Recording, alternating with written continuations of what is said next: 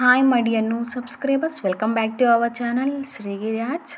ఈ వీడియోలో చెక్కగారెలు అనేవి చాలా క్రిస్పీగా ఎలా చేయాలో మీకైతే డీటెయిల్గా అయితే చూపిస్తాను. చెక్కగారెలు చాలా క్రిస్పీగా రావాలంటే ఈ ఒక్క టిప్ మీరు పాటించారంటే చెక్కగారెలు మాత్రం చాలా క్రిస్పీగా అంటే క్రిస్పీగా వస్తాయి.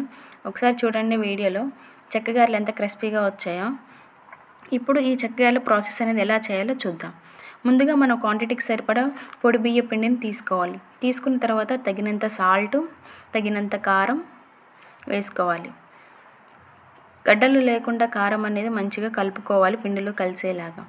తరువాత జీలకర్ర, కరివేపాకు మనం గ్రైండ్ చేసి వేసుకోవాలి. కరివేపాకు అనేది మనం కట్ చేసి తరుగులాగానే వేసుకోవచ్చు. కాకపోతే ఏంటంటే పిల్లలు తినరని చెప్పేసి జీలకర్ర, కరివేపాకు గ్రైండ్ చేసి వేసుకుంటే మంచి ఫ్లేవర్ ఉంటుంది, అదేవిధంగా మంచి టేస్ట్ వస్తుంది. నెక్స్ట్ అల్లం పేస్ట్ వేసుకోవాలి. టేస్ట్కి సరిపడంత అల్లం పేస్ట్ వేసుకొని బాగా కలుపుకోవాలి. అదేవిధంగా తెల్ల నువ్వులు తెలుసు కదండి, తెల్ల నువ్వులు వేసామంటే ఏ పిండి వంటైనా మంచి టేస్ట్ అయితే వస్తుంది. చెక్కగారెలు కానీ అదేవిధంగా కారపూస ఇలాంటి వాటిలో, సెకనాలు ఇట్లాంటి వాటిలో వేస్తే మాత్రం మంచి టేస్ట్ అయితే ఉంటుంది.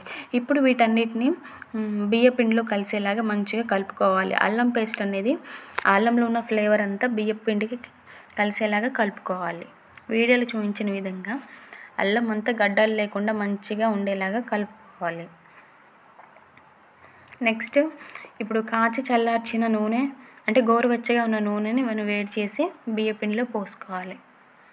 కొంచెం బియ్యపిండి గోరువెచ్చగా ఉన్నప్పుడే మనం దాని మీద పిండి చల్లుకుంటూ కొంచెం ముద్దలు లేకుండా ఆ నూనె అంతా కలిసేలా కలుపుకోవాలి.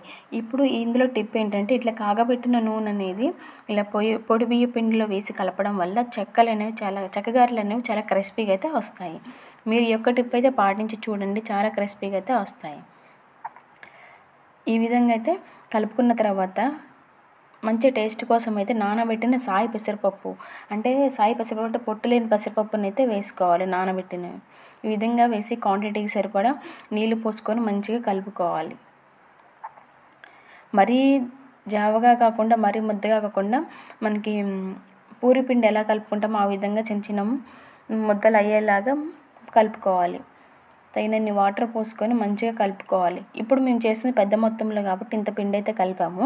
ఇప్పుడు ఈ విధంగా చిన్న ఉండలు చేసుకొని పూరి ప్లేస్ చెక్కల మిషన్ మీద వేసి అయితే ఈ విధంగా ఒత్తుకొని అరిటాకు ఎంత పలుచగా ఉంటుందో అంత పలుచగా ఒత్తుకొని నూనెలో వేసుకొని ఈ విధంగా ఫ్రై చేసుకోవడమే. ఇవి చెక్కగారెలు అనేవి చాలా పలుచగా చేసుకుంటేనే చాలా టేస్ట్ అయితే వస్తాయి. మనం వీటిని చేసుకునేటప్పుడు చాలా పలుచగా చేసుకుంటే బాగుంటుంది. Thank you for watching.